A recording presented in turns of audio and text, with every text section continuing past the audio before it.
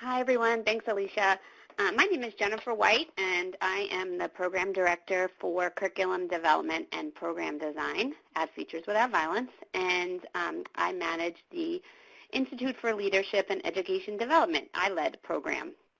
And today is ILED's first ever webinar, so we're very excited to be here with you all today. And we thank the Office on Violence Against Women for supporting us in this endeavor. And today we're going to be joining together to talk about instructional design basics and fundamentals. And so it's, as I said, our first ever webinar, and we have over 300 registrants with many old friends to ILED and new friends to ILED, so I'm excited to spend the next hour and a half with you all today. I am joined by my friend and colleague, Dr. Karen Richardson, and I just want to say a couple words about Karen. And for those of you who are going to be joining us in person in June in Philadelphia for the distance learning workshop, Karen is one of our wonderful faculty for that as well. But Karen has more than 25 years of experience in education. She has taught high school English as well as middle school language arts and technology. And she now focuses her attention on teaching face-to-face and online courses related to education technology, as well as school leadership and administration to pre-service and in-service teachers. Karen is also a member of this ILED faculty, as I mentioned, and Karen is also just wonderful fun and a huge wealth of knowledge, so I think you all will enjoy her as much as I do. So Karen, did you want to say a few words about what you do and where you work? Thanks. Great. Well, thank you, Jennifer. It is a pleasure to be with everyone today, and if you're also going to be in Philadelphia, I'm looking forward to meeting you there. As Jennifer said, she's nicely basically said I'm old. I've been doing educational technology almost since there was educational technology, but I'm particularly interested in focusing on online. Part of that's because I live out in the country, and I'm able to do most of the work I do now from my farm, which is awesome because of internet.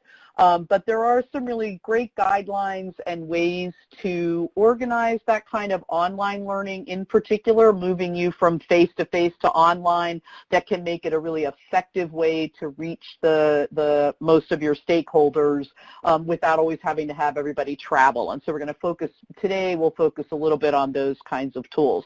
I really would like to say how exciting it is to work with Jennifer and her other colleagues to be involved in this kind of important work and helping you learn better how to use technology effectively to do the kinds of trainings that you're doing. And please use the chat to ask questions or interact as we go along. We'll have some times when we ask you to do the chat, but we also are happy to sort of monitor questions and get involved in you in that way. So one of the things we're going to spend some time talking about today are learning objectives and writing those objectives and evaluating those objectives. So of course we weren't going to start our webinar today without our own objectives. So you can take a minute to read through this slide, and as you're thinking about these objectives, kind of do that dual mind thing. Think about what you're going to learn today, but also think about how these objectives are written. Look at the verbs that start them. So, you know, the first one talks about following a process. So it's an active verb that lets you know that we're going to help you work through how you design the offerings that you do, whether face-to-face or online. The next one starts with utilize. So you think about your learner and how you write those objectives. And then finally, we'll end the webinar today by thinking about all the possible ways that you can deliver training, whether it's in person and you're using technology, or you're doing it completely virtually, or you're putting together some blended stuff, you're doing some face-to-face and online, and we'll just give you some opportunities to consider all the different ways that you might do those sorts of things. So those are our objectives for today. We'd like to get just a sense of our audience today as well. So we do have a couple quick poll questions. One of the nice features of a webinar platform like Adobe Connect is that it does have these very nice polls built into it, and it's a way to immediately get your audience involved in what you're doing. And maybe I should back up. You'll notice that what I'm doing is sort of getting you involved in the webinar, but also talking a little bit about how these tools can make a webinar much more engaging and effective. So our first question is, rate yourself on delivering your in-person trainings with 1 to 10, with 10 being excellent, and then going down from there. And if you don't have any experience, that's a 1. If you haven't done any in-person trainings, that's a 1. And you can notice that the results are showing up just as you feed them in. And so we see that we've got a fairly experienced group here of doing in-person trainings. And if you have tips or things that you want to share in the chat room as you go along, we'd love to hear those as well. Building community is a great way to learn more about how to do these kinds of things. So I'm just going to give you about another minute or so, maybe 30 seconds. If you have not voted yet, you may do so. But we're right at an 8. Seems to be our average. Go ahead, Jen. I was just going to say, it seems like everyone has some experience with doing in-person trainings, not a completely new experience for folks. Right. All right. And our second poll question, perhaps not surprising, is, so rate yourself on how you deliver virtual or digital training. Same thing. If you haven't done anything online, click that 1, and then go from there, 2 to 10, with 10 being the best.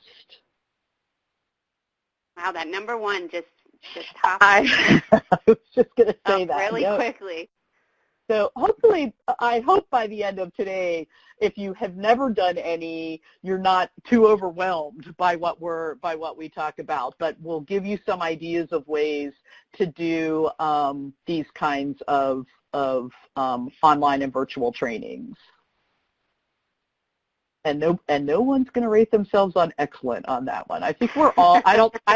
I've done this for almost as long as the internet's existed, and I have to say I wouldn't rate myself a 10. I think we can always learn how to do it better, but I think that's the area where we're still all learning. So by the end of today, you'll have some good ideas.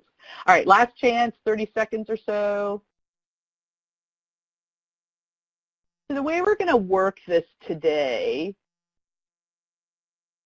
is we felt like with as many people who had signed up for it, you all come from different areas of support and training that you do. You've got all sorts of different stakeholders. So we thought it might help us connect as a group if we had a shared goal that would help us as we practice writing objectives in particular, and as Jen talks you through doing a needs assessment. So here's our goal for the day, and I will read this to you. So you are, and I think most of you probably are, an OVW grantee. You're providing legal and advocacy services specifically to survivors of domestic violence and conducting national trainings.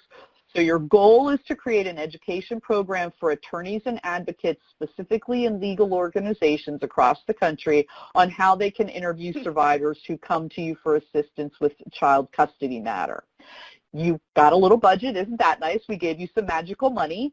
You have sufficient funds to create a one-day program, and you can do that program in person, you can do it online, or you can do it in combination. And just for those of you who may not be as familiar with some of the lingo, when we talk about doing combination trainings, that is in person and online, that's when we're talking about something called blended learning, because we're doing both in person and online. So there's your goal for the day. Again, your program is for attorneys and advocates in legal organizations on how to interview survivors when they come to you to talk about child custody.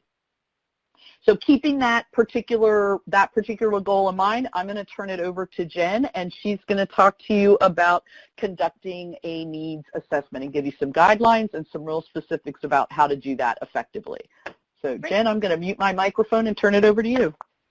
Thanks, Karen. Okay, so conducting a needs assessment.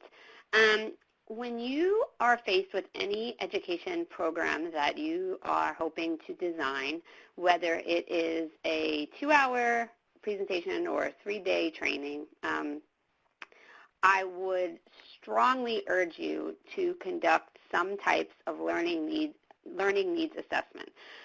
So what is a needs assessment? Basically, a needs assessment is a way for you to consider what the learning needs are of your audience, of your learner, right? And we tend to look at that from two perspectives. We look at it from the actual learners who will be participating in your training, or if not the actual learners who will be coming to your training, a representative sample of your learners. So as an example, we were talking about that this goal of our shared fictional training that we're putting on is for attorneys and advocates, right? So you would certainly want to do a needs assessment and use attorneys and advocates to find out from them what the learning needs are of that group. But you would also want to consider stakeholders, faculty, experts, an advisory committee, sponsoring organizations.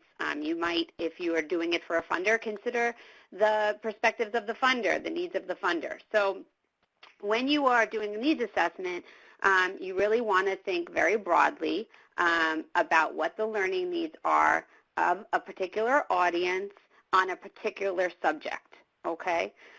So I am curious of this group, if we can just do a quick poll and answer the question with true or false.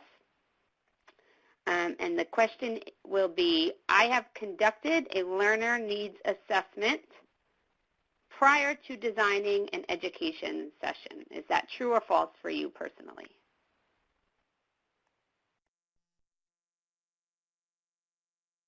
Great.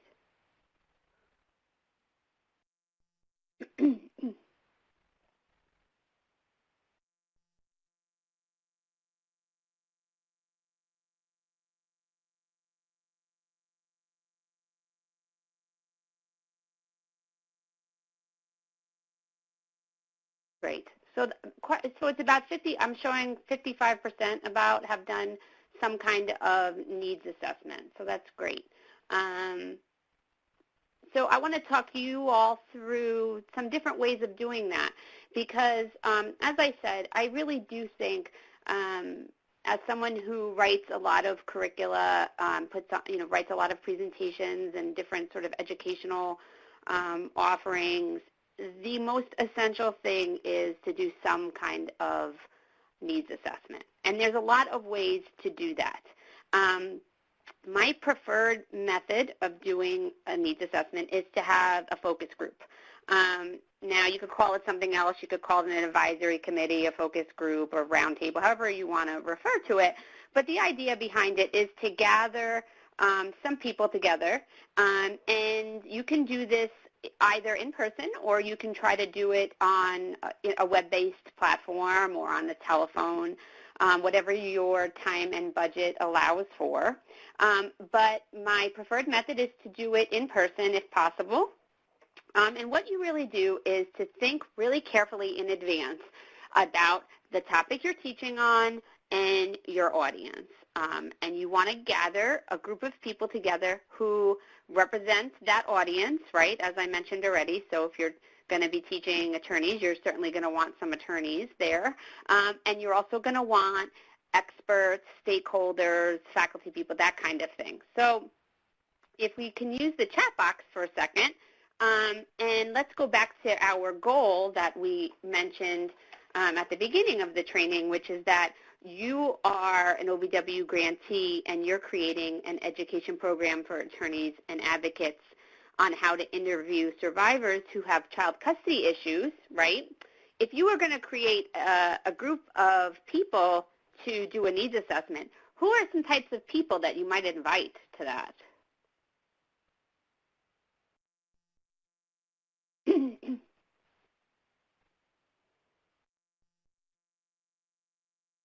Survivors, okay, great. Attorneys, advocates, survivors. Some votes for attorney advocates, legal advocates. Legal aid attorneys, judges, great. These are all wonderful. Partners, court social workers, DVHRT coordinators, trauma experts, that's a great one too, social workers at shelters, past clients, okay, wonderful, judges, law enforcement,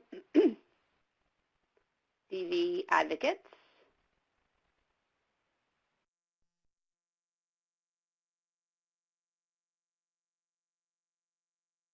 someone with experience interviewing in the situation, great, okay, child custody experts, a subject matter expert on developmental stages with kids, forensic interviewer, wonderful.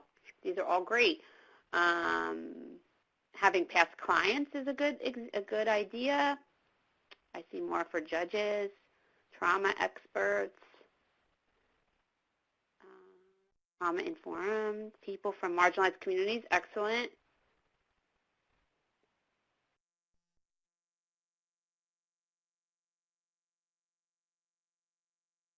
CASAs, great. Interpreters, perhaps to learn how to interview, work with interpreters, wonderful. Children, substance abuse prevention. This is fun. I can just sit here and do this all day with you guys. Mental health providers.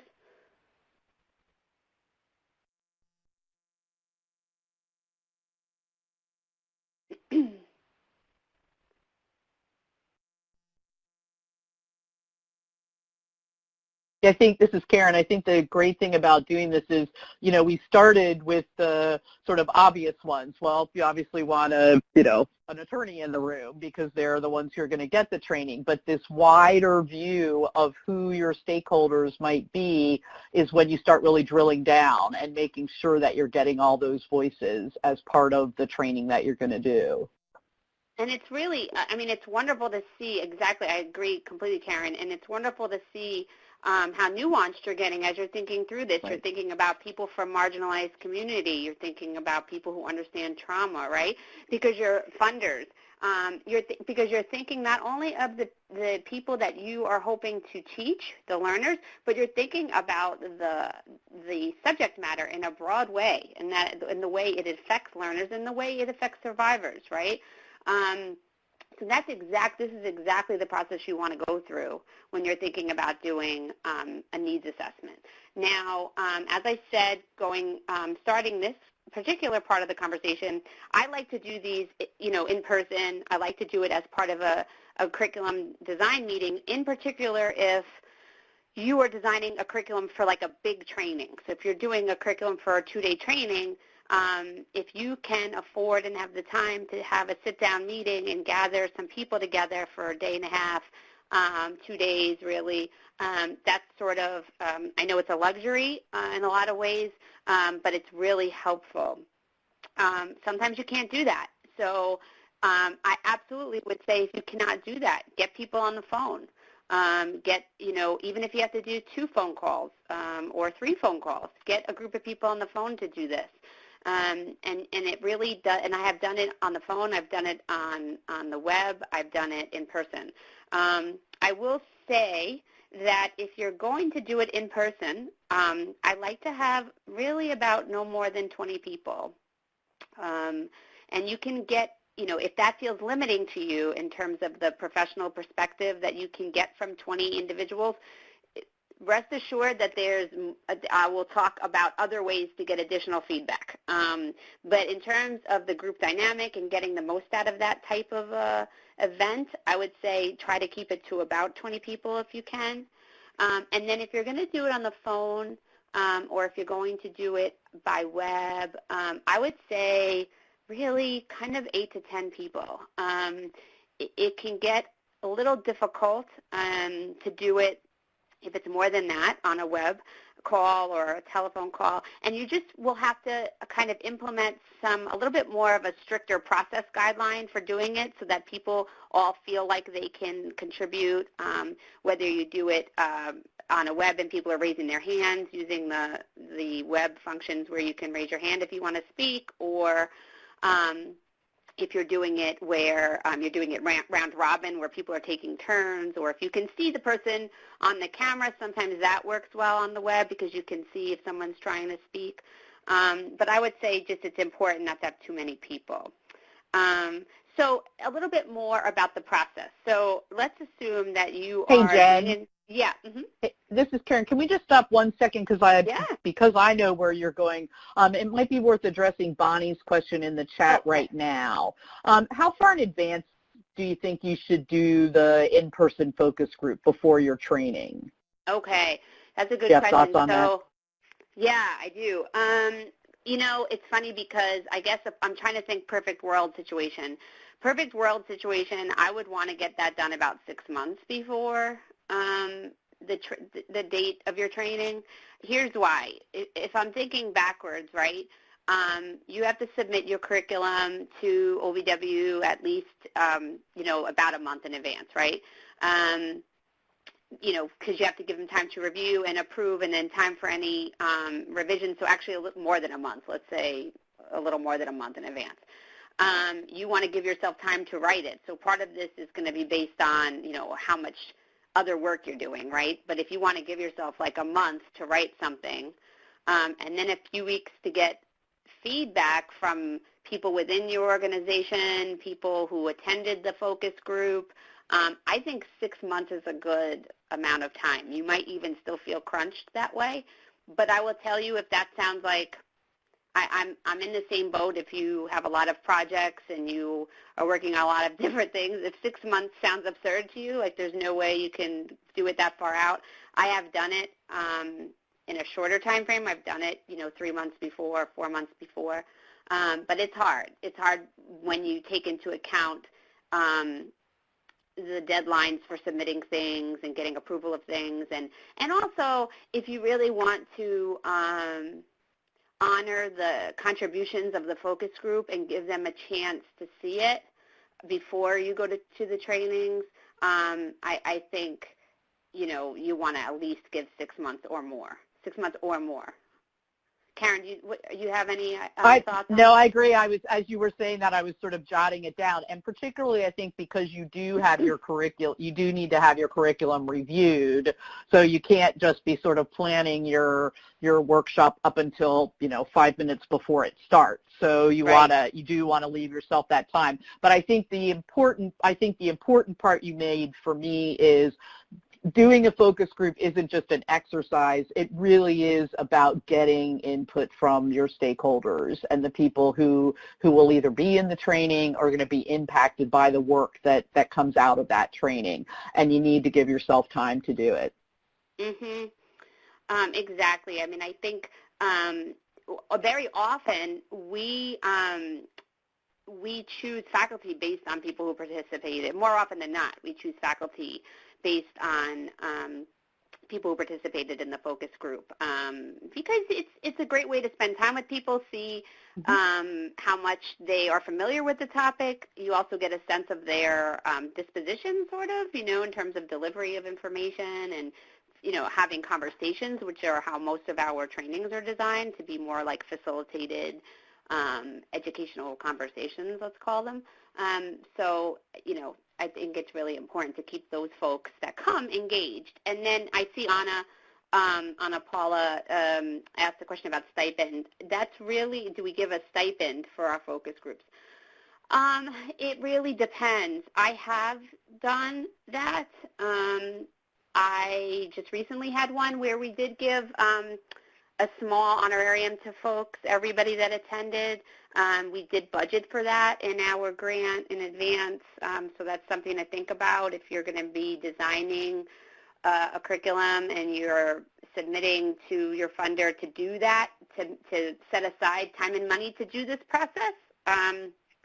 We have also done it quite often where people kind of volunteered their time and came. We would cover their expenses, but they volunteered their time. Often, too, if certain people will come and actually not want to receive a stipend, so often we've worked with judges who will volunteer their time. Other TA providers who are subject matter experts often volunteer their time or are doing it as part of their TA.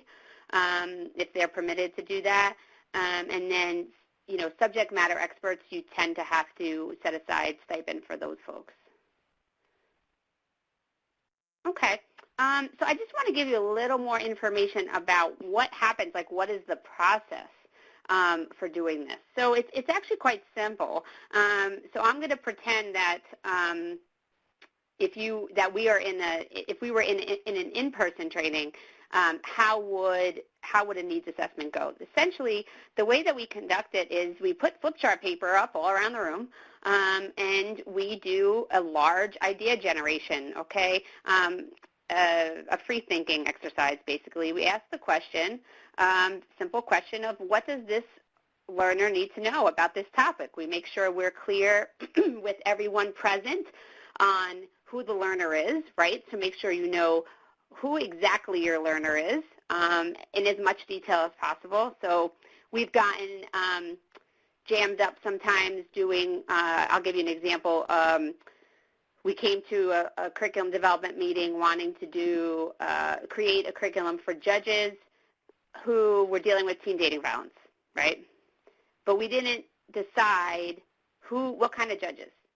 And so we didn't know, do we want all judges? Was it going to be open to a universal pool of judges, or do we want juvenile judges or family law judges? And so it kind of derailed the conversation in some ways. So even if you are going to use your focus group to decide that question, which is perfectly reasonable and works very well, set aside time to do that before you do the needs assessment to really clarify who your audience of learners are. So you make sure everybody knows who your audience of learners are, and then you just ask, what does this group of learners need to know about this particular topic? And you just conduct a free thinking idea generation type exercise. And typically the way we do it is either if I was facilitating the meeting, either I or my partner or somebody I'm working with would take notes of everything that was suggested and on the flip chart paper, and we put down everything. So there's no judgment on this. This is not a evaluation piece. This is a free thinking piece. So every single thing that people say gets put on the paper. I number every idea. 1, 2, 3, 4. Every idea gets numbered on the paper, and that's actually important, and I'll tell you why in a second. And you number all of the ideas, and you just let people flow with their thoughts. I tend to encourage people not to get bogged down in, how long is this training? How much can we really cover? You're giving too many topics. Just let it go. Just let people think as broadly and comprehensively as possible about the topic. And here's why. Are you going to be able to cover everything that people say in that room? Probably not. But as you go, you will see, and it happens every time, that categories of topics will naturally fall together, right? They'll be similar. They'll be able to be combined. You'll see that some topics will be repetitive. You'll see that some topics maybe just don't really make sense or might be too far outside of what you're trying to teach, right? Or you might see that, hey, we don't have time for this, but we can create a really good, robust toolkit and give it out to people. These can be additional resources. This can be a second training. If we submit in our next grant application, we want to do a second more advanced training or an additional training on this topic, you already have these items that have been identified that need to be covered, right? So I tend to tell people not to fret too much about that. So after you start to notice that people are kind of repeating things or running out of things, or essentially people just start to look exhausted, you'll know that it's winding down. For a 2-day training in person, I'll often give anywhere from 2 to 3 hours for this process. But give people a break as well. Let people leave for 15 minutes, take a break, walk around, that kind of thing. But it can take a while. and you might end up with as many as 100 topics on the wall by the time that you're finished, and that is also common. So the process that we go through after that is that I said earlier that we number all the topics that are listed on the flip chart paper. What I would do then is go back through the topics and see where things are either repetitive or where ideas can be combined into categories or buckets, as I like to call them. So as an example, let's say we're going through the list and I start out number 1 and read it. Number 2, read it out loud. Let's say by the time I get to topic number 8, I say, okay, is this a standalone topic, or does this seem like it goes with something that we've already mentioned in numbers 1 to 7? And as a committee, we'll say, oh, that goes with number 2. So I would cross it out, and I would put in parentheses by number 2, I would write 8.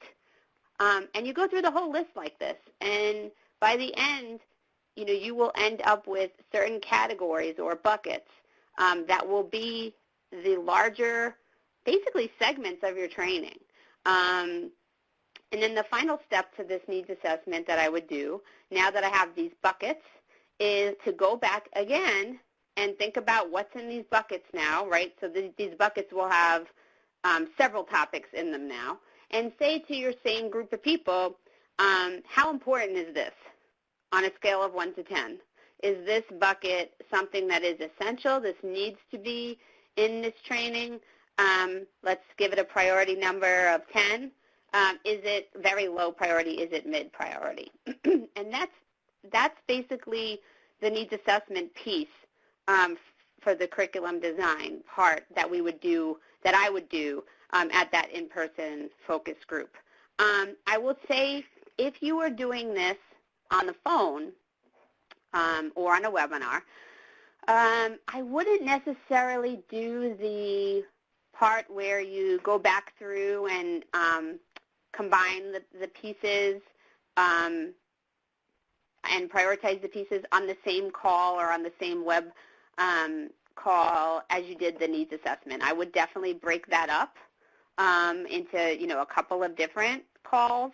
I might even do the free thinking part together with the people on the phone or the webinar, and then go through either in the office with a colleague or myself and do the combining, and then maybe send that back to people in buckets for them to look at either by email or on a separate call, and then do the prioritization from there. So the other thing is, this is one way to do a needs assessment, okay? You can do needs assessment through questionnaires, right? You can send out questionnaires to folks. You can do needs assessment through written materials, so research. If you are doing, let's say, as an example, a training for practitioners of some kind, like prosecutors, you might do a needs assessment through observation of how they behave in court, right? There's lots of ways to do needs assessment, either in combination with the focus group or in lieu of the focus group. And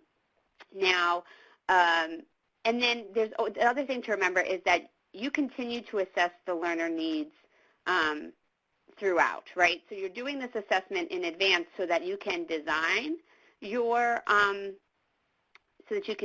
curriculum, but then you're going to continue to assess during the program by watching the learners perform, and then after the program by debriefing your faculty, doing evaluations, surveys. Sometimes we do follow-up interviews or technical assistance. So this assessment process and this finding out what your learner needs, it's a continual circle. It does not end before you write the curriculum.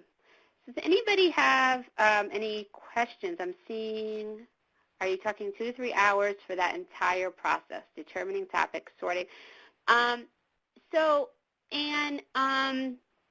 It depends is the answer to that.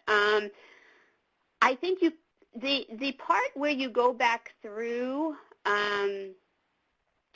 when you go back through and you do the combining piece, people tend to get really burnt out on that part. So because it's a little bit of sausage making, people start to feel like it's a mess and you're never going to get anywhere.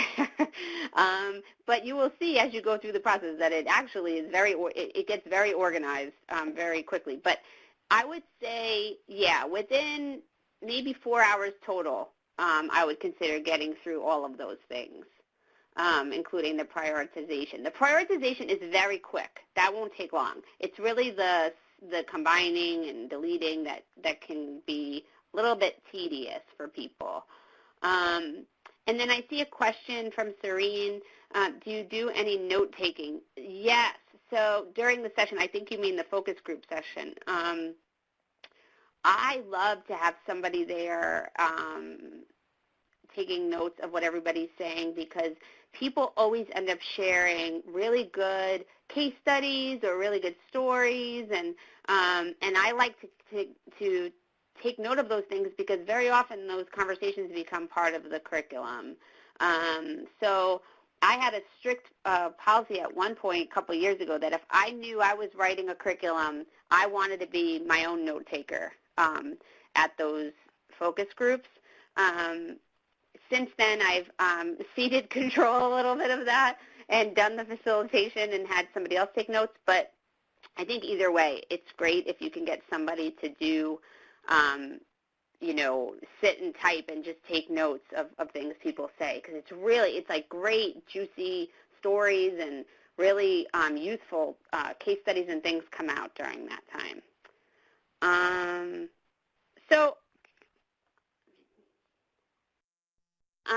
Let's do a little bit of a sample needs assessment here so we can see how this process works.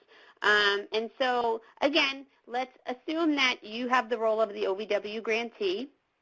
So you're an OVW grantee who provides legal and advocacy services to survivors of domestic violence, and you put on trainings as well. What does your learner, so attorneys and advocates and legal assistance organizations nationally, what do they need to know in order to interview survivors with child custody matters? Let's just do a free think for a minute or two and just see how we do, how this process goes.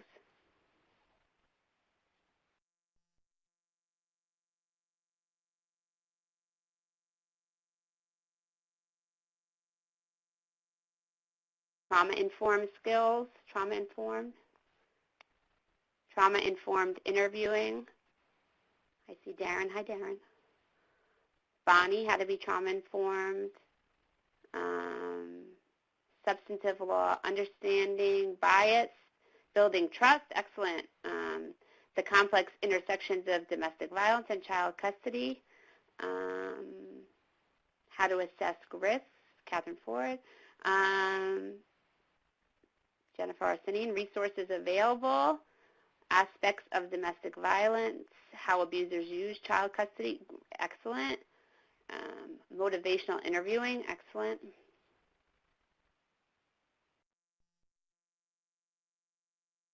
The law in your jurisdiction, how the court determines custody cases,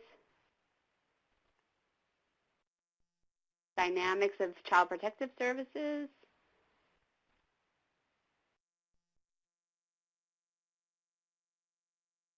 dynamics in their home state, communicating information effectively to non-legal parties, great. Safety resources in the community, thank you, Bonnie. Child support.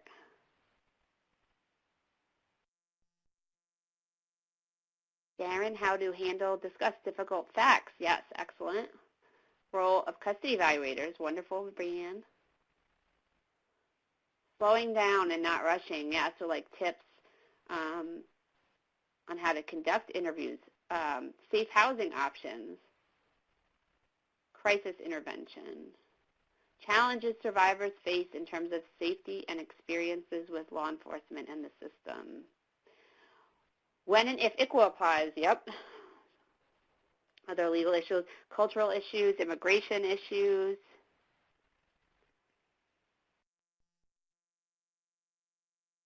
Language access. So to communicate that it's not the victim's fault.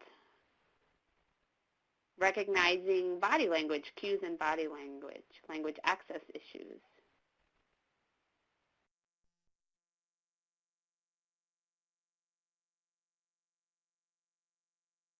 Excellent. We'll give it another minute. De-escalation.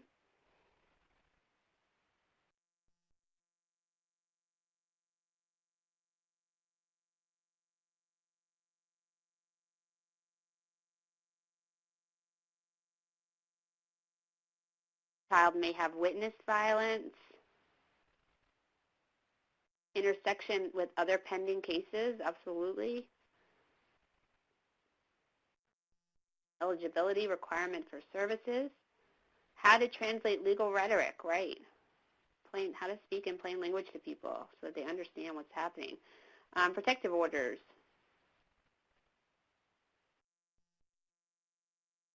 How to work with interpreters. Safe housing. Okay, so you guys can see as we're going, right?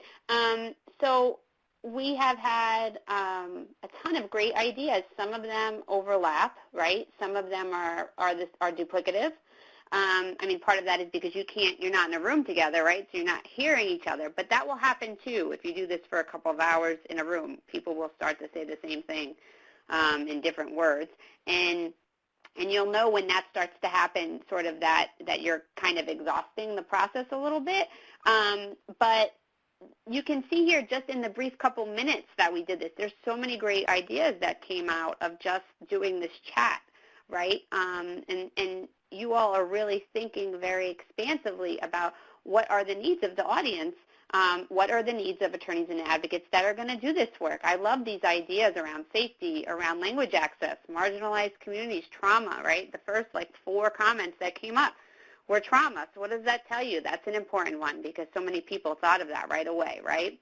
So these are all sort of things to think about. And I honestly believe that when you take some time to do this process, even if it's just for an hour on the telephone, that you will get ideas that you didn't think of. Because you can't possibly, no matter how much research you do, you can't possibly know or remember the full expanse of ideas that might become important in a training like this. Okay, great. Karen? Thanks, Jen. Right, and as I was watching it going, I was seeing, okay, there's kind of a, very specific content, but then there's kind of more what I would consider maybe softer skills of interviewing and learning how to slow down, so that becomes kind of an area to think about, and so on and so forth. So this was terrific. We're going to move now from this notion of needs assessment into you've done your needs assessment, you have a good idea of the content that you do want to include in your training. How do you really start turning that into specific objectives for the knowledge, skills, and dispositions that you wish to impart to the folks who attend your training? And Jen had put this quote in by Dan Spalding. We had a lovely chat about Dan Spalding yesterday, and I'm just going to drop a link in the text chat for you. Dan Spalding's book on how to teach adults is one of the best guides to adult learning and adult teaching that's out there. Adult learning has this really fancy name, too. I don't know if people are familiar with it. I'm writing it in the text chat. It's called Andragogy. So when you teach children, it's called pedagogy. When you teach adults, it's called Andragogy. It is a long area of research. It started up in the 50s and 60s. Malcolm Knowles is kind of the main beginner of this whole area, but Dan Spalding does such a great job of giving you some of the theory, but also giving you terrific practical ideas of how to work with adults. And so this quote's terrific as we start thinking about objectives. He says, bad classes are based on activities, mediocre classes are based on materials, and good classes are based on objectives. And as someone like me who, came out of the K-12 education world, one of the things you learn how to do in teacher school is write objectives. And you learn that when you're writing the objectives, again, you're thinking specifically about the change in behavior or the change in knowledge or the change in dispositions that you want to happen after your training is over. You're not just bringing people together to sort of present them with information. You really you want them to make a change in the way they're doing things, or you want them to learn things so that they can then do a good job or an effective job of doing whatever it is that your training is dealing with. So let's just get a little feedback from folks as our warm-up here. So in the chat room again, just go ahead and jot in what you think of when someone says, what's your learning objective? What's the first thing that comes into your mind? Okay, good. Goal, a synonym for that. Bonnie, Bonnie, we may just turn the rest of it over to you, right? Measurable is certainly something that we're going to talk about. That outcome, the takeaway, good. It helps define the purpose of the training, what's going to happen after the training,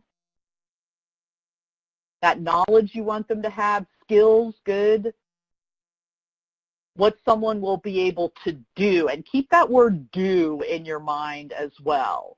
Objectives do, they can help you certainly put a kind of a tack around what you're going to do. All those things you generated in your needs assessment, you can start narrowing them down into these very specific kinds of ideas of what you want people to do. You guys are right on. Demonstrable, that's a really important word, Anne.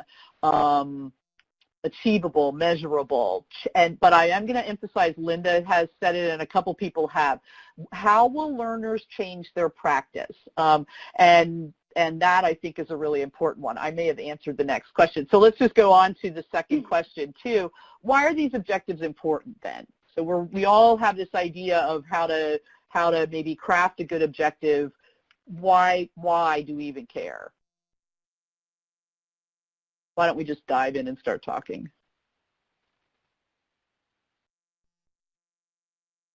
Okay, good. Managing the expectations, setting the roadmap, excellent. Focusing the audience, particularly maybe focusing the trainers and the training as well.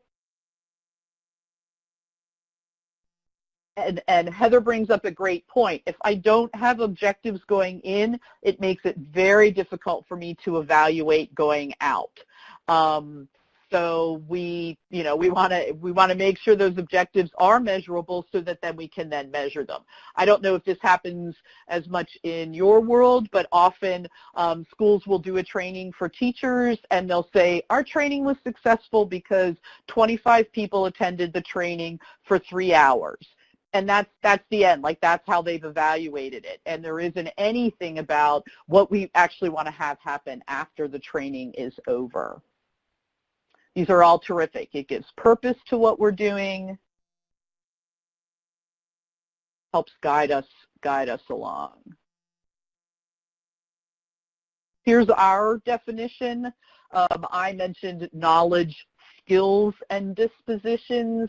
Attitudes, behaviors, skills, knowledge, these are all in a measurable way detailing what's going to happen. And it helps you guide what you're going to do, but it also, as so many of you pointed out, it also helps your attendees understand the parameters of the day so that when they ask a question or they want something more, you could say, we might have time to talk about that, but it's really beyond the scope of the work that we're doing today because these are the objectives that we have been able to identify. All right, Jen is going to pick it up from here and talk a little bit about how we figure out what those verbs are. Great. Thanks so much, Karen. That was a great description. This on the slide currently is called Bloom's Taxonomy. And those of you who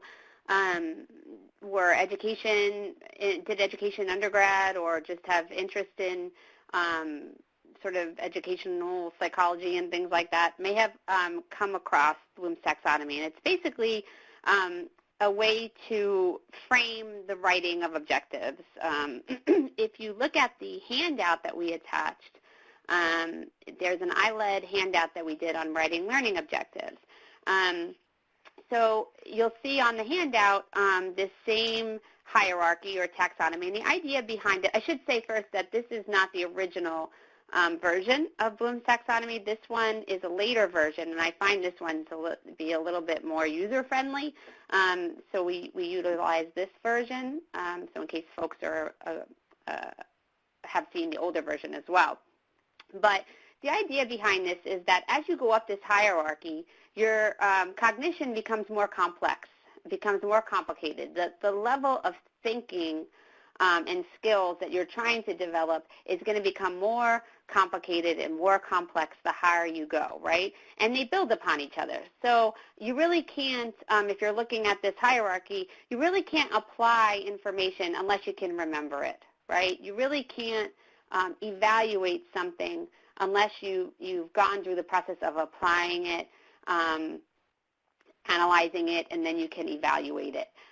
You can't really create something new, which is at the top here of this hierarchy, unless you've been through all of these other cognitive processes, right?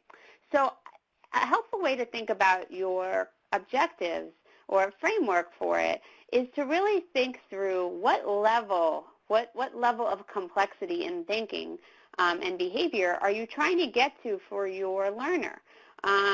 And you want to be aware, of course, of time and space and what is achievable, right? But you think about what levels you're trying to reach for the learner in this objective. And then we have this handy chart on page 2 of our ILED handout here, and it gives you verbs that you can use. So if you were to look at the chart and say the level of cognition I'm trying to reach is I just want this class to be able to remember what laws apply, right? I just want them to be able to remember it.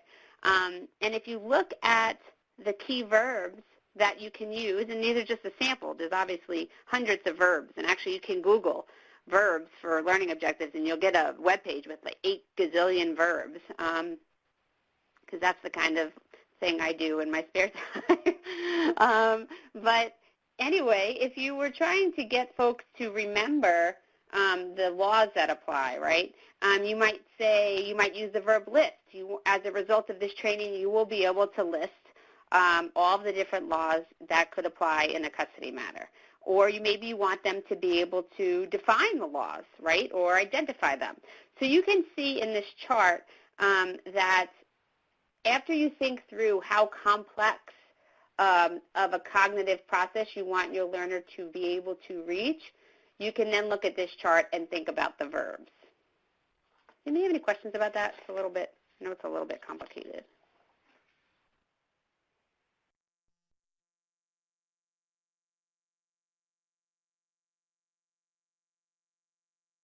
I see a question coming up, so I'm just going to wait a second.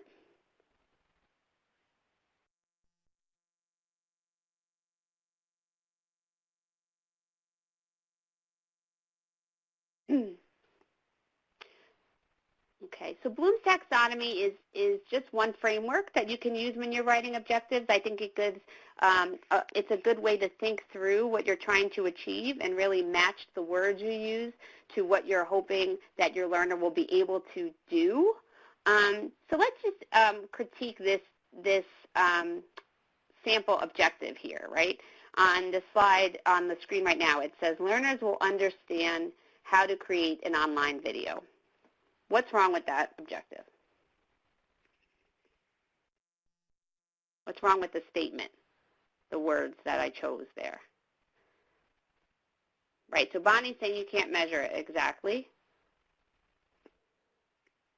Can't measure it, Caroline. It's too broad. Measurement.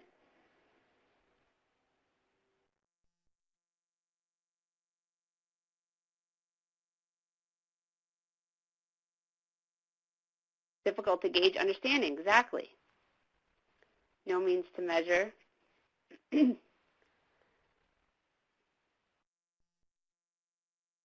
Understand and create are two different things. Okay, good point. Action verbs, right? Brianna's saying the action verbs are the problem. Yep. If you want them to actually be able to create a video, that should be the objective. That's another good one. Asking for two different end results.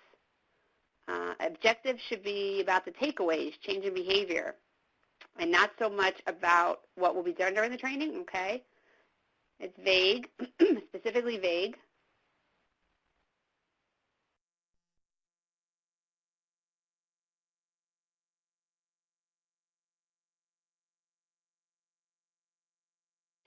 So yeah, you guys are all nailed it, basically. There's a couple things wrong with this objective. And I think the one that is most glaring to me is the fact that it says that they're going to understand how to do it, right? So how do we know that they understand how to do it? We don't know, right? We can't measure that. We want to write our objectives in such a way that we can see or hear or feel that the learners understand. It's not a problem that we want them to understand how to do something. It's a problem that this is written in such a way that we don't know that they understand it. So if you were to go back to the Bloom's chart, the chart on the ILED handout that corresponds to Bloom's hierarchy, and look at understanding, you'll see that there's lots of verbs there, right? Describe, explain, paraphrase, restate, contrast, summarize, interpret, discuss. These are verbs that lead us to an action, right? So that we can see that people really did understand. So we're just asking that when you write your objectives, you think to that next step. It's not that understanding is a problem. It's that go the next step and write the objective in such a way that your learner knows what you want them to be able to do to reflect that they understand. Also, I thought it was a great point about how part of this is about understanding, the other part is about creating. Is it that we want them to create something, or we just want them to understand how to create it, and which is the right objective, right? So that's a great way to think about your objectives. This is exactly sort of the process that you want to go through when you're writing your objectives.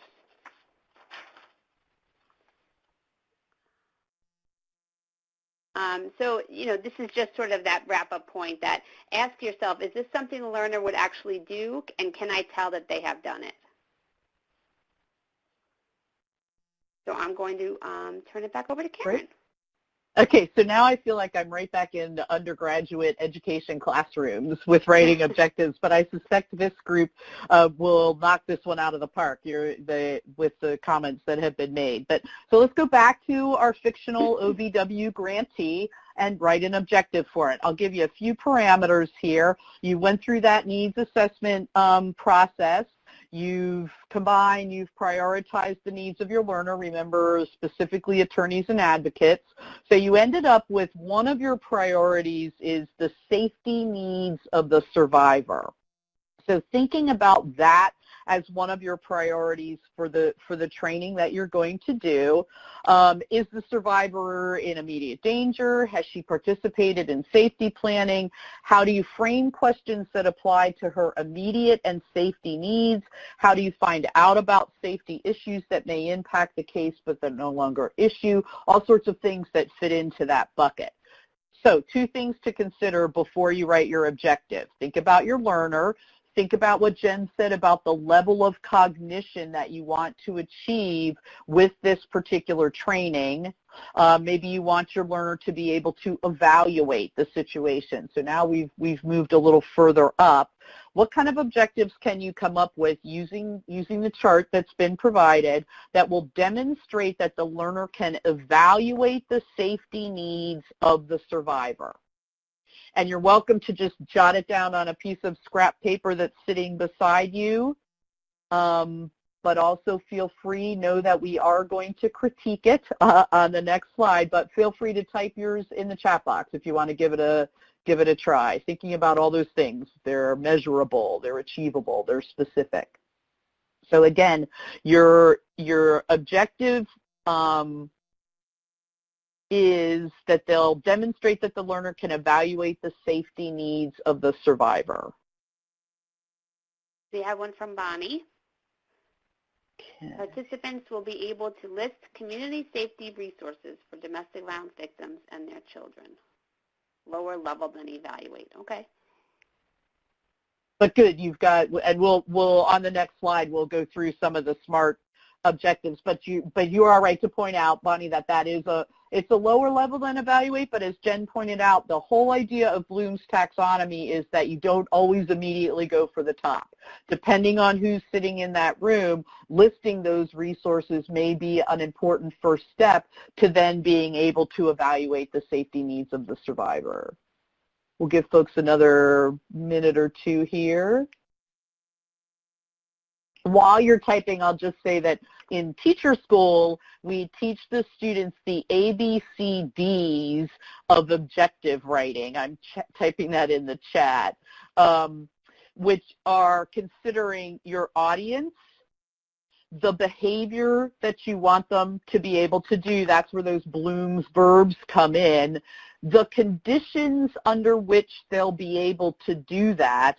And then finally, because often in K-12 we're thinking about very specific content, the degree to which they can do it. So, we used to get kinds of, the student will be able to complete 25 multiplication problems in a timed thing, and they'll get 20 of them correct. So that's a very measurable kind of objective. I'm not necessarily recommending that that's the way that you write yours, but it does give you a very easy way then of evaluating. So let's look at a couple more. Participants, there's your audience, will be able to use the provided safety assessment worksheet to conduct a safety needs assessment. Okay, perfect. So you've given them the worksheet, but just giving it to them doesn't necessarily mean they're going to be able to use it. So that use verb is important in there. Be able to explain the power and control wheel. Or substitute lethality assessment for the, okay, good. Core components of trauma-informed, and there's list. That's a good word, list. List 4 common factors. Just take a second to look at the verbs, because we did specifically mention evaluating. Some of the verbs there are choosing, supporting, comparing, arguing.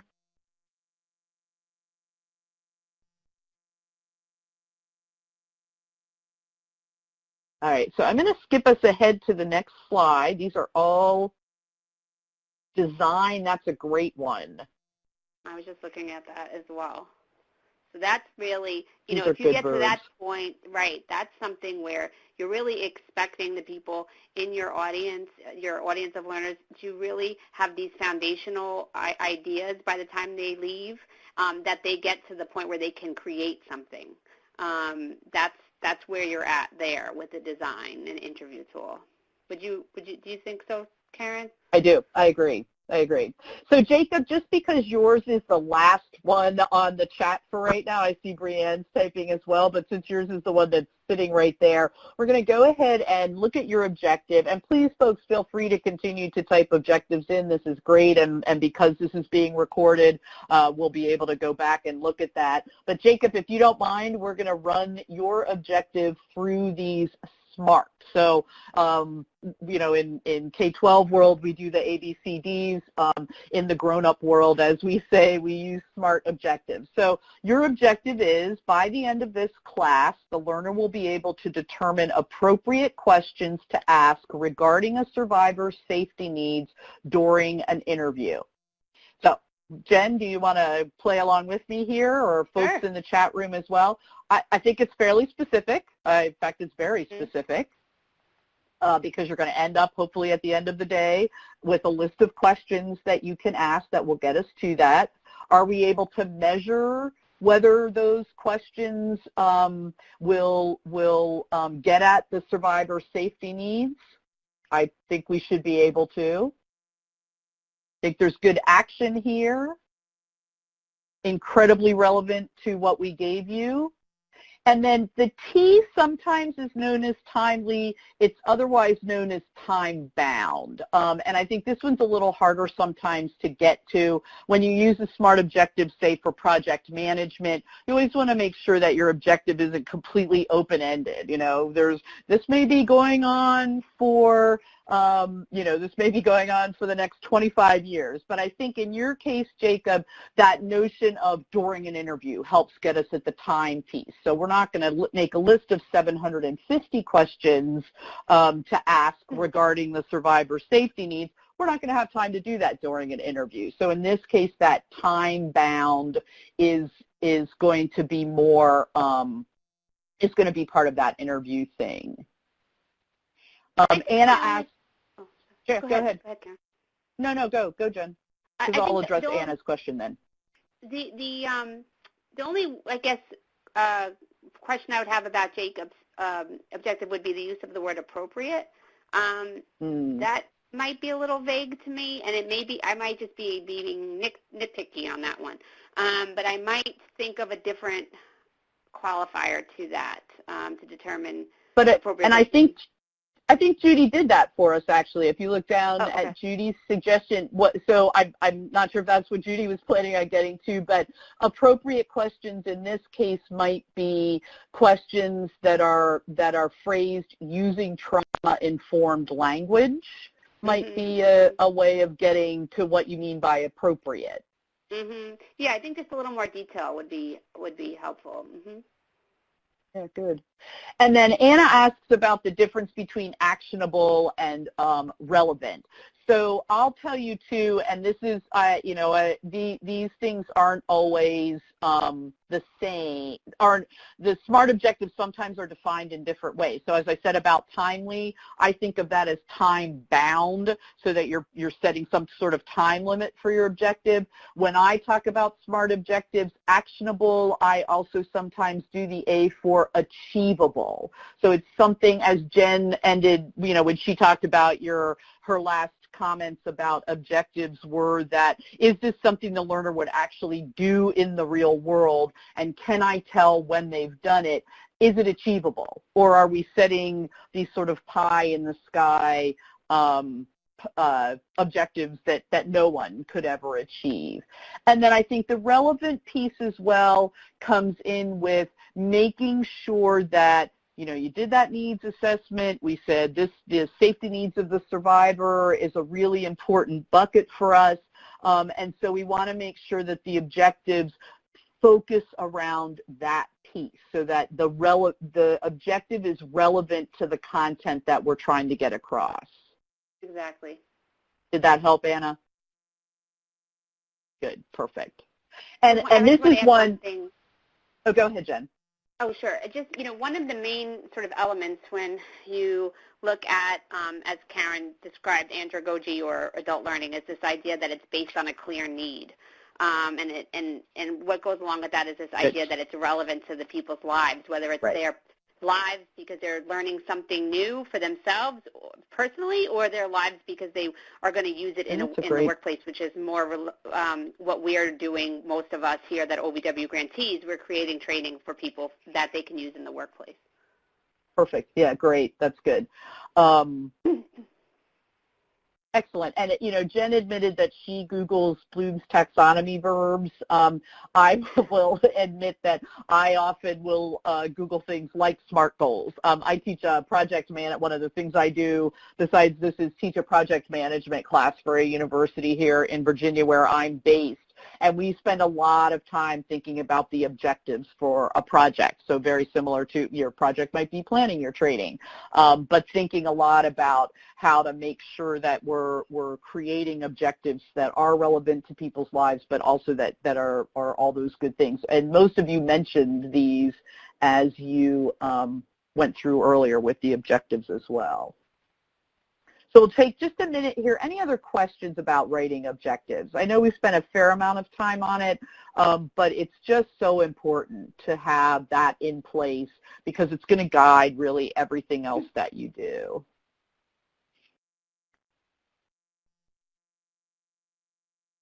All right, well, seeing no no notification from Adobe that anybody's typing, I'm going to go ahead and make a somewhat perhaps abrupt transition here as we head into the last 20 minutes or so of our webinar.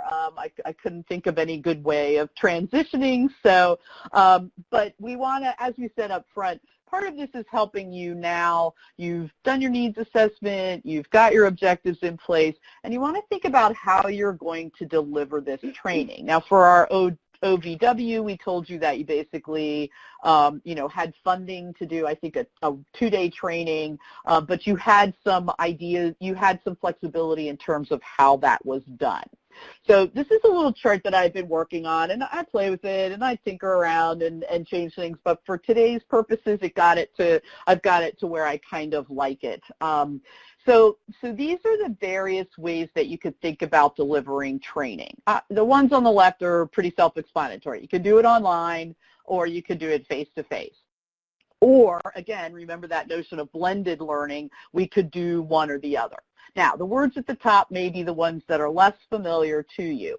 Asynchronous means that it's done out of time. So people are not necessarily together working on things in a way to go. And I realize now that part of the face-to-face should probably all be over in the synchronous block. I apologize for that. But asynchronous is we're not doing things oh, yeah, so the whole, they are. And Linda, you are so smart. Yes, synchronous and asynchronous should be swapped there.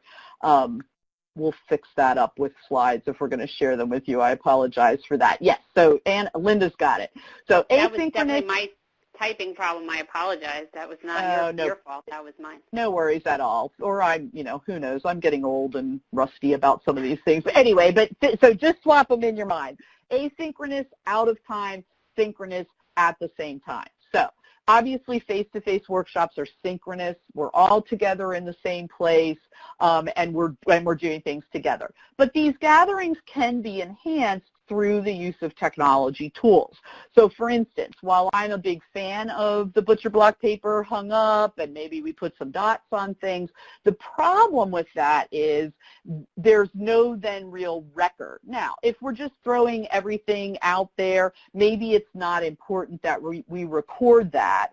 And we could certainly take a digital picture of it, or if it is important that we record it, we can have someone then taking the notes and jotting things down. But as you'll learn in a minute or two, there are some great online tools that you can use to do a very similar kind of brainstorming that will be automatically digital and then able to be shared amongst your group. Online-wise for synchronous, obviously a webinar. We're doing that right now. We're all sitting together, even though we're all over, potentially all over the United States, and we're working together. You're listening to us talk. We could put our video up, but I told them that was a deal breaker for me participating if I had to turn my video camera on. We're using text chat. That's obviously a great way to get multiple people to be able to participate at the same time. We could swap out here for an interactive whiteboard, an online whiteboard. We could have a document where people are making their contributions as well.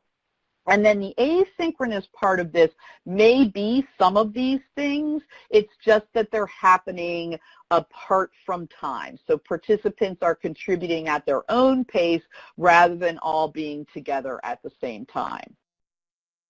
Make sense? So we just want to take a little bit of time to mention some of the tools that you might consider using in order to complete some of this kind of training that you're doing. So for synchronous tools, and this headline is correct, something like Adobe Connect. It doesn't have to be Adobe Connect. I tend to list specific tools, but Adobe Connect is a teleconferencing tool. There's WebEx. There's varieties of others that you can use. Any Twitter users in the room? I didn't make a poll about this, but Twitter can be a synchronous tool. It can be used to have everybody in Twitter at the same time, using it as a chat tool if you'd like to. Google now has wonderful Google tools that allow synchronous editing of a document or synchronous editing of a slideshow. So the days of I work on the Word document and then I email it to Jen and she works on it and then she sends it back to me, we're able to actually both be in the same document at the same time. And there are other tools that do that as well. Google just happens to be sort of the ones that are perhaps most well known. And folks familiar with Padlet, anyone? It's what's called an online bulletin board tool. And it allows people, again, to be synchronously sharing things. Think of it as an online whiteboard where everybody's kind of putting up all their own sticky notes. Oh, great, David. Yeah, good. And I'm a fan of using it with my students as well. So everybody can be in putting things together. This would be a really nice tool to potentially replace or supplement the butcher block paper in your training. Everybody can be in there, and then you can move the sticky pad notes around in Padlet. You can start doing some of your groupings as you go through. And then the last one that's on the list is called Today's Meet. Today's Meet is known as a back channel tool. And what that means is that it's a way of having folks be able to chat exactly the way you're doing it in Adobe Connect, but you could use it in a face-to-face training. So I will often, when I'm doing a face-to-face training, have a Today's Meet back channel text set up. So if people have questions, they can add things, they can, chat with each other a little bit, they can ask questions, whatever it might be, but it's a way of being able to collect that, reference it. So essentially what we're doing in Adobe Connect, but we might be doing it in a face-to-face setting. I'm going to drop another link in the chat room, and I'm going to make a general comment about technology. And this comes from someone who did her first technology workshop for teachers in I'm maybe afraid to admit this, I think it was 1988. Technology is never going to stay the same. If you have your fingers crossed and you're waiting for that day when everything's stable and there's not ever going to be any more change, it's not going to happen. I'm sorry to burst your bubble. So Today's Meet was the go-to back channel tool. I used it every semester with my students. I used it in lots of face-to-face workshops, and I believe it's shutting down on July 1st. It was run by one guy. I don't know if he had any funding for it or anything, but he did the coding, he did the setup. If you emailed Today's Meet, you got this guy, and he just can't support it anymore. So there are tools, however, that do the same thing. They might just not be as popular. And I dropped a link in there for you that have 5 or 6 suggestions. Really good question, how secure these apps are. For most of these apps, they have choices as to how secure they make them. So, for instance, Padlet, but also Today's Meet was the same. I can create a completely public Padlet that anybody could see and find in a search engine, if that's how I want to do it. I can also create a completely locked down Padlet that only people who are logged into the application, who are logged into Padlet, can have access to mine. And then if you think of that as a continuum, there's in between. So I will often, when I create something like a Padlet, and I'd love, David, if you want to text in as well about how you do it, for my Padlets, I set them to where the only people who can participate are the ones that have the direct link, and I check the box that says, don't let this show up in a search engine. Today's Meet was the same. You could have a completely public Today's Meet that you could share with anyone in the world, or you could set up a private room where only you and your students or your workshop participants were part of it. Did that help? And go ahead, Jen. I just wanted to add one thing, and it's in particular about Adobe Connect, but I guess it really does apply to everything. I am by no means an expert on this, but I know enough to know when to ask questions type of thing. And so for instance, when you're thinking about your trainings or any kind of app you're going to use, you also want to think about the learner in terms of accessibility, and if there's going to be accessibility needs for people. So we know, for instance, that Adobe Connect is the most accessible for people with disabilities. So it's just something to think about when you're designing whatever you're doing. And I know like Vera has a ton of, the Vera Institute of Justice has a ton of resources on this issue, and they're really the go-to people. But that's one thing to remember as well. Great. And Alicia, I just clicked on your link, and I think it's really exciting having been doing this for so long of the various ways that we can do things. And so, this webinar is being recorded. The webinar could then be offered on a website, hopefully with some, kind of pre-information about why you would want to watch it, maybe something for you to complete afterwards to help you be sure that you got the content. But there is that sort of, you said, I love that, asynchronous, closer to synchronous training. The continuum is certainly getting wider in terms of the wide varieties of ways that you can combine these different technologies for outreach. But no matter how you do it, all these things we've talked about are important. The needs assessment, making sure you have objectives in place. I worry sometimes because the organization I run, besides what I'm doing now, we do webinars, we'll put them up for people to watch them, but I wonder how much they get out of them if we don't have some kind of pre-thing for them to think about and then something for them to do after it's over as well, just to test their own understanding. And I'm looking forward to exploring the resource that you shared with us too. So I'm keeping an eye on the time here, so I'm just going to keep going. Now, you'll notice when I do asynchronous tools, lots of things are on the same list. So tools can be often used for two things. They can be synchronous and they can be asynchronous. So certainly Twitter tends to be more used as an asynchronous tool, right? I send my tweet out to the world and then I wait to see if people reply to it. It becomes a synchronous tool when we do a Twitter chat and we're all together and we're using a hashtag to share our ideas about particular questions. Ditto for today's meet or other back channel tools. I can have that open and then I can have people contributing to it. Google Doc, Padlet, same idea. The middle one there, the online courses, is the much more in-depth kind of tool. And I think, Alicia, if I'm glancing at your comment, the 1 week course, everybody does the week at their own pace, but they can do it on demand.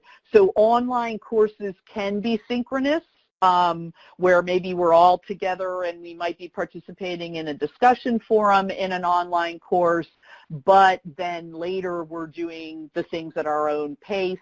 If it becomes then on demand, we may not have that same opportunity to participate in discussion forums, but I can still be part of the content as well. And then the last piece that we put together here was just kind of a way of enhancing interactivity.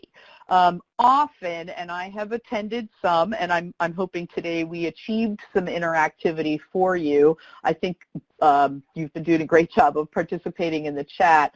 Often webinars tend to be just a delivery method. So people are, you go in, you don't have access to the chat, maybe you can answer a Q&A, but mostly you're just there to listen to the presenters present their content.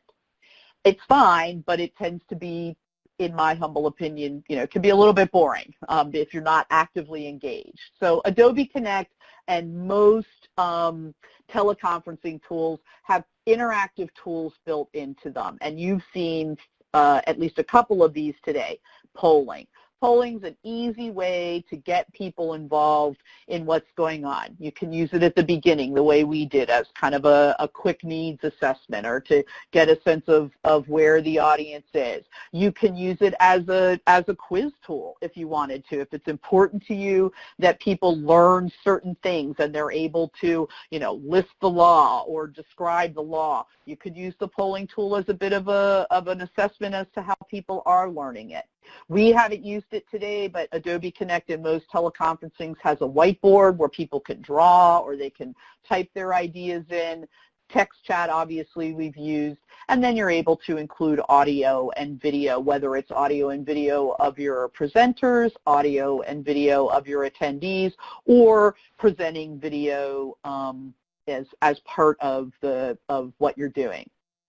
Content management systems where you may be delivering courses, so something like Blackboard you're probably familiar with, or Canvas. Maybe you're using WordPress to run your course management. We'll also have tools, discussion forums. So we read the article and then we asked you a question and folks responded in the discussion forum, and if it is happening at the same time, that's a great asynchronous way of getting people to participate. Many course management systems have the ability to create self-paced activities within them. So you start the activity, you learn something, you take a little quiz, that may direct you to something else, then you do another activity, but you're doing it at your own pace. Plenty of assessments in course management systems, from surveys to quizzes to full-blown testing. And then there's also opportunities for students to do private reflections, whether it's using a blog tool or a journaling tool that might be built into that course management system. So those are just a few ideas for ways that you can do things synchronously, but also make sure that your learners are interacting with the content. And then here's the last one, and I think we've talked about most of these already. For assessment tools, there's some great ones online like Socratic and Kahoot. I mentioned WordPress as a blogging tool. Jen's original objective had to do with making videos. My current favorite tool for making videos quickly and easily that look very professional is called Adobe Spark. It is a free tool, and it allows you to fairly quickly create something useful. So Karen, yes, Jen. Yes. Socratic is it for asking questions, right? Or is it like quizzes? Yep. Yes, so Socratic and Kahoot are assessment tools for quizzes. Socratic is the very serious one, and Kahoot's the really fun one. If I were doing an in-person training and I just needed to liven things up a little bit, Kahoot would be the one that I choose because it's got a little bit of competition built into it in terms of getting in with the answer quickly. Socratic is often used as a more formal quiz system where you're doing it by yourself and not competing with other people necessarily.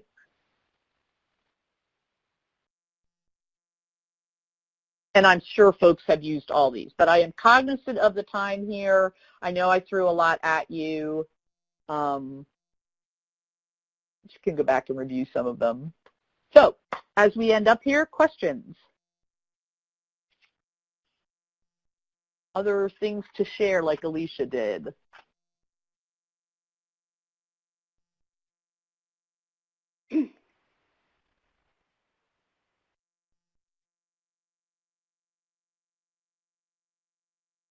Yeah, I think, Alicia, I'm rereading yours now too. Many opportunities to apply learning during this session. Do you have any resources for adult learning best practices?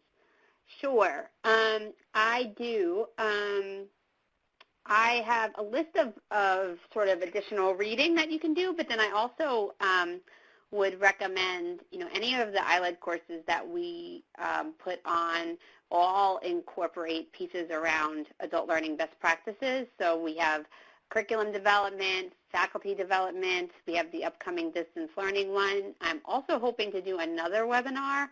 As I said, ILED is new to doing webinars. This is our first one, but one of the ones I would love to do also is on this very idea, what are adult learning best practices. But I can talk with you more offline as well about some of the specific ideas and resources.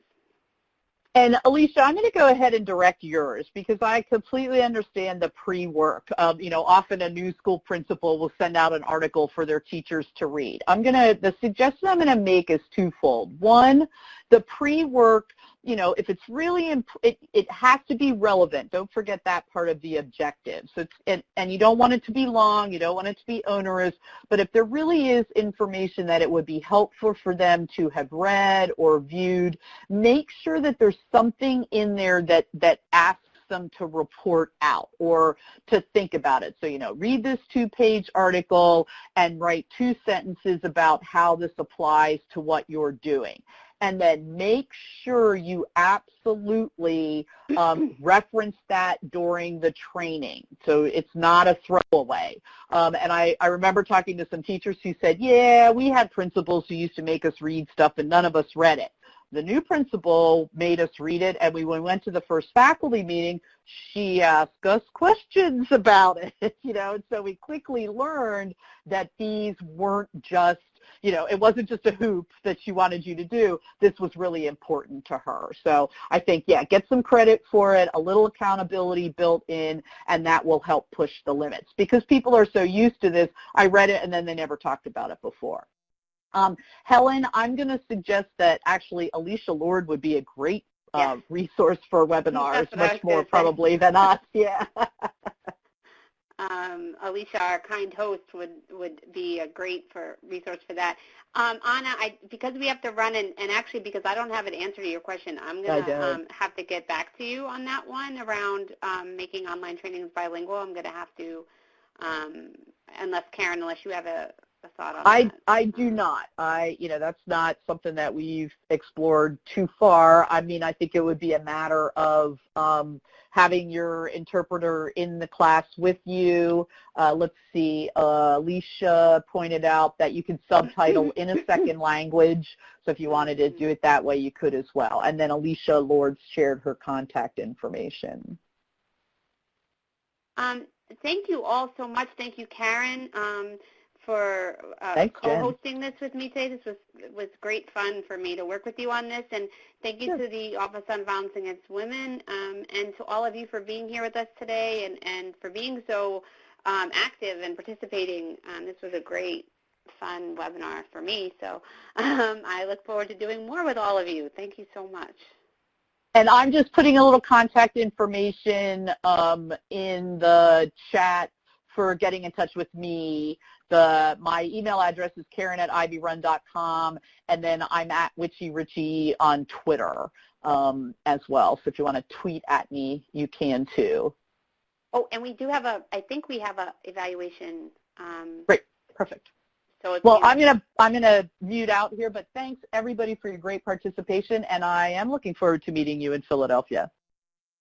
Thanks everyone. Thanks Karen. Thank you all. You'll now be directed to the evaluation. Please fill it out and let us know how we did today. We'll see you in Philadelphia.